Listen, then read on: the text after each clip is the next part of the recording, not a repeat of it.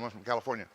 Thank you, Mr. Speaker. My amendment would ensure that the Department of Justice takes appropriate actions to provide ADA compliance materials for business owners whose primary language is not English. As a representative from California's Central Valley, my district is far too familiar with the kinds of abuse lawsuits H.R. 620 aims to curb. For years, small businesses, some that make less than $30,000 a year, have been getting targeted by drive-by lawsuits from people that are driving by, many of which are from outside of our state and certainly outside of our community. They've been slapped with demands for thousands, even tens of thousands of dollars for minor infractions like faded parking signs or outdated signage or stripes in the parking lot. More often than not, the lawyer or plaintiff didn't even enter the business in the first place. In too many cases, these lawsuits did not lead to compliance. They led to shakedowns and shutdowns. Throughout California, and certainly throughout California's Central Valley, we've not only seen a number of minority businesses and businesses as a whole, small businesses, that have been shut down, but many of these shakedown lawsuits, where the attorney will call back and say, I understand that you can't pay us today, but we'll put you on a monthly plan. That doesn't solve any problems for those with disabilities. Certainly doesn't solve any problems for the businesses. All it does is line the pockets of some abusers that are coming into our area that will target dozens of businesses in a day or week's time, only to leave our community without even going into these businesses. In my district alone, Barnwood Restaurant in Ripon sued and shut down. Main Street Inn in Ripon sued.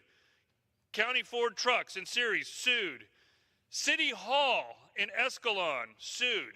In Turlock, my hometown, 7 businesses less than a mile apart on the same road were sued by the same plaintiff. 43 businesses in the city of Modesto were all sued by the same plaintiff. California has been ground zero for this lawsuit abuse.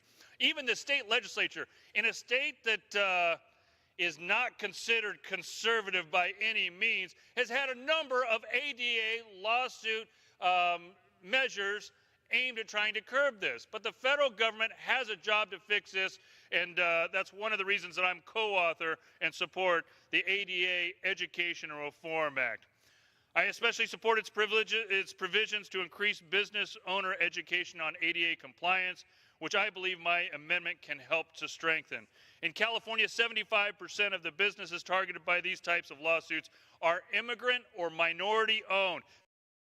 75% of the businesses that are targeted in California are minority or immigrant-owned businesses. These demographics are more unlikely to be familiar with ADA standards as well as their own legal rights. That is the reason for the shakedown of these minority-owned businesses. One obstacle for these types of business people is that the vast majority of the DOJ's compliance resources aren't readily available in other languages that they may need to. For example, key sections of Spanish translated webpage haven't been updated for 3 years and doesn't include close to the number of materials available in English. With a district like mine that's over 40% Hispanic, this is a real problem. If you want businesses to comply with the law, you have to give these businesses an opportunity to comply. Give them the ability to read from their own website what the new laws are going into effect every single year. Because if only the lawyers know, then the shakedowns will continue to occur. Businesses will continue to lose more of their profits and unable to provide raises and bonuses to their employees. But worse than that, you'll continue to see small businesses shut down. Let me finish on one final note. A few years ago, I received a phone call in my office. We had been focused on ADA lawsuit abuse for quite some time. Talked to the lady about her concerns. She explained how she had received a notice in the mail and then a follow-up notice. That no attorney had ever come into her restaurant, small business owner. She was just trying to make ends meet. In fact, she was not only the proprietor of this restaurant, but she worked in the kitchen. She started the business and worked the front end and the back end. She was the first to come, the last to leave.